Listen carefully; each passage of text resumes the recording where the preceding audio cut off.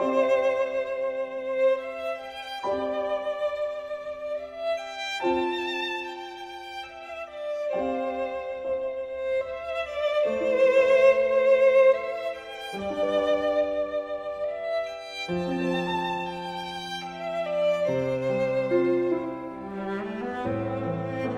11일) 토요일 아침입니다. 오늘 주시는 말씀으로 힘차게 아침을 열어갑니다.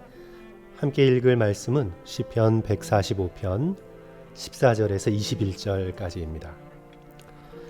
여호와께서는 모든 넘어지는 자들을 붙드시며 비굴한 자들을 일으키시는도다. 모든 사람의 눈이 주를 앙망하오니 주는 때를 따라 그들에게 먹을 것을 주시며 손을 펴사 모든 생물의 소원을 만족하게 하시나이다. 여호와께서는 그 모든 행위에 의로우시며 그 모든 일에 은혜로우시도다. 여호와께서는 자기에게 간구하는 모든 자, 곧 진실하게 간구하는 모든 자에게 가까이 하시는도다. 그는 자기를 경외하는 자들의 소원을 이루시며 또 그들의 부르짖음을 들으사 구원하시리로다. 여호와께서 자기를 사랑하는 자들을 다 보호하시고 악인들은 다 멸하시리로다. 내 입이 여호와의 영예를 말하며 모든 육체가 그의 거룩하신 이름을 영원히 송축할지로다. 아멘. 팀 켈러의 탕부 하나님이란 책에 나오는 비유입니다. 옛날 한 나라의 왕에게 가난한 한 농부가 왕을 사랑하는 마음으로 뭔가를 드려야겠다 생각하여서 큰 당근을 가져다 바쳤습니다. 왕께서 나라를 잘 다스려 주셔서 밭에서 이렇게 큰 당근을 얻었기에 이걸 왕께 드리려 왔습니다. 그 큰 당근을 보고는 왕이 칭찬을 합니다. 이렇게 큰 당근을 수확하다니 그대는 부지런하고 유능한 농부이구나. 그러면 내 땅도 맡아서 농사를 짓도록 하여라. 해서 큰 땅을 내려주었습니다. 이제 이를 옆에서 본 귀족이 속으로 생각합니다. 저 농부가 당근 하나로 저 땅을 얻었다면 말 한 마리를 들이면 얼마나 더 큰 땅을 차지할 수 있을까 계산을 한 거죠. 얼마 후에 이 귀족이 왕에게 가장 좋은 말 한 피를 갖다 바치며 말합니다. 왕이여, 이 말을 보소서. 제가 가지고 있는 말 중에 최고의 것입니다. 이것을 왕께 바치나이다. 왕은 그 말을 받으면서 고맙다는 한마디만 하는 거예요. 이제 귀족은 언제 상을 주실까? 언제 땅을 주실까? 며칠 계속 눈치를 보다가 어느 날 참지 못하고는 왕에게 불평을 합니다. 당근을 바친 농부에겐 큰 상을 내리시고 당근과 비교할 수 없이 좋은 말을 바친 저에게는 아무것도 내리지 않으십니까? 왕이 대답하죠. 농부는 당근을 나에게 주었지만 너는 말을 너 자신에게 주지 않았느냐? 성도 여러분, 무슨 뜻인가요? 농부는 왕을 사랑하기에 당근을 드렸습니다. 농부의 선물의 중심은 자기 자신이 아니라 왕에게 있었죠. 하지만 귀족은 어땠나요? 자기를 위해 바친 겁니다. 겉으로는 왕에게 준 것처럼 보이지만 사실은 자기가 얻을 유익을 생각하고 준 겁니다. 선물의 중심이 자기인 거죠. 그래서 농부는 당근을 왕에게 드린 거고 귀족은 말을 자기 자신에게 준 거라는 그런 뜻입니다. 오늘 말씀을 놓고 생각해 보자면 농부는 당근을 들고 왕을 사랑하고 찬양한 것이고 귀족은 말을 가지고 왕과 거래한 겁니다. 찬양은 하나님 중심입니다. 하나님께서 너무나도 영화로우시고 거룩하시고 자비하시고 아름다우셔서 그 하나님을 하나님으로 높이는 겁니다. 내가 얻을 것에 신경 쓰지 않습니다. 찬양은 철저히 하나님 중심입니다. 하지만 거래는 자기 중심입니다. 상대방을 띄워서 내가 뭘 얻어낼 수 있을까? 내 유익에 관심을 가지고 있습니다. 물론 우리는 세상을 살아가면서 당연히 사람들과 거래를 하게 되어 있습니다. 물건을 사고 팔고 계약을 맺고 비즈니스를 하면서 사람들과 거래를 해야죠. 하지만 가까운 사람과는 거래하려고 하면 관계를 망치게 되어 있습니다. 성도 여러분, 남편과 아내가 서로 거래하려 한다고 한번 생각해 보세요. 부모와 자식이 서로를 거래한다고 생각해 보십시오. 가깝고 친밀한 사랑의 관계는 거래하는 게 아닙니다. 그것은 일방적으로 상대방을 생각하여 주고 싶어 하고 섬기고 싶어 합니다. 사랑은 자신이 중심이 아니라 상대방 중심이기 때문에 그렇습니다. 상대의 존재 그 자체가 나에게 기쁨이 되는 겁니다. 그냥 함께 있는 게 너무 좋은 겁니다. 함께 있어서 이 사람이 내게 뭘 해줘서 좋은 게 아니라 지금 이렇게 이 사람과 함께 있는 것 자체가 너무 좋은 겁니다. 이게 바로 찬양의 핵심입니다. 하나님이 하나님이셔서 그냥 좋습니다. 성도 여러분, 여러분은 신앙생활의 여정에서 하나님을 하나님으로 기뻐하신 적이 있으십니까? 그냥 말로 설명할 필요도 없고 그냥 하나님이 너무 좋습니다. 하나님의 존재 자체가 너무 복됩니다. 하나님 아버지라는 이 한 번의 거룩한 이름을 부를 수 있는 것만으로도 충분합니다. 하나님을 하나님으로 사랑하고 찬양하고 있는 거죠. 내가 뭘 얻어서 이득을 챙겨서 하나님께서 내가 원하는 걸 해주셔서 물론 그걸 깨닫고 감사하는 것도 귀한 태도예요. 그것도 귀한 태도입니다. 그런데 그것보다 하나님을 하나님으로 기뻐하고 즐거워하고 찬양하는 것이 우리 모두가 추구해야 할 신앙의 높은 단계입니다. 오늘 함께 읽은 이 시편 145편은 다윗의 찬송시입니다. 어제 금요일 말씀 나누었던 1, 2절에서 다윗은 하나님을 찬송하겠다 결단하지요. 왕이신 나의 하나님이여, 내가 주를 높이고 영원히 주의 이름을 송축하리이다. 내가 날마다 주를 송축하며 영원히 주의 이름을 송축하리이다.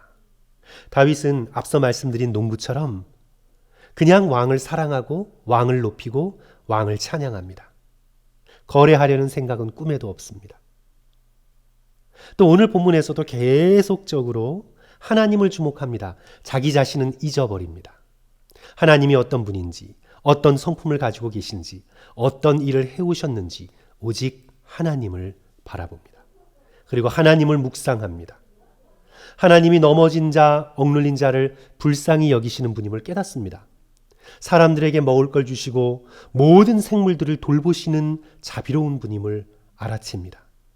무엇보다 모든 일에 은혜로우시며 의로우신 분이라고 고백합니다. 17절 여호와께서는 그 모든 행위에 의로우시며 그 모든 일에 은혜로우시도다. 특별하게 진실되게 간구하는 자의 기도를 들으십니다. 하나님을 경외하는 자들의 울부짖음에 응답하십니다. 하나님을 사랑하는 자를 보호하십니다.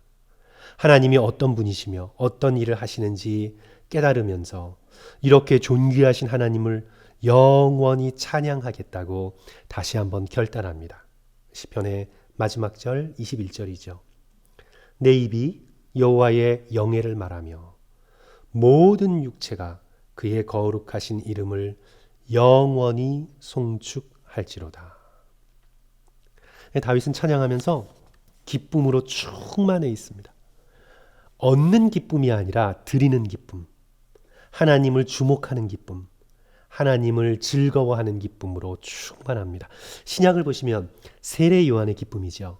신부를 취하는 자는 신랑이나 서서 신랑의 음성을 듣는 친구가 크게 기뻐하나니 나는 이러한 기쁨에 충만하였노라.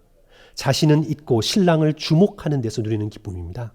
신랑이 얼마나 멋있는지 신랑을 쳐다보고 신랑을 높이고 신랑이 신부를 취하게 될 기쁨을 미리 느끼면서 들러리의 기쁨을 세례 요한이 가지고 있는 거죠. 자신을 철저히 잊어버린 기쁨입니다. 내겐 아무 유익이 없는 것 같아도 신랑 때문에 기뻐하는 겁니다. 사랑하는 성도 여러분, 오늘 하루, 오늘 단 하루만이라도 여러분의 모든 기도의 제목은 일단 내려놓고 하나님을 찬양하는 기도만 오늘 하루 한번 드려보시면 어떨까요? 하나님이 얼마나 선하신 분인지 묵상하고 주님을 찬양하는 겁니다. 얼마나 자비가 풍성하신 분인지, 얼마나 긍휼이 많으신지, 또 얼마나 지혜로우신지, 얼마나 사랑이 풍성하신지, 어떻게 그렇게 오래 참으실 수 있는지, 지극히 온유하시고 겸손하시며 신실하신지 하나님을 찬양하고 예수 그리스도를 높이는 기도를 오늘 하루 드려보십시오. 저도요, 때때로 저 자신의 기도 생활뿐만 아니라 또 우리 성도들의 기도 생활을 좀 들여다보면 우리의 기도의 대부분은 하나님 앞에 무엇을 해달라고 청원하거나 아니면 어려운 일을 겪었을 때 하나님 앞에 나와 한숨 쉬고 도움을 청하는 것이 대부분입니다. 그렇게 하는 것도 놀라운 기도인데요. 그래도 우리 기도의 대부분이 뭘 주님 해주십시오. 주님 도와주십시오. 이게 하나님 앞에 올려드리는 우리의 기도의 대부분인 것 같아요.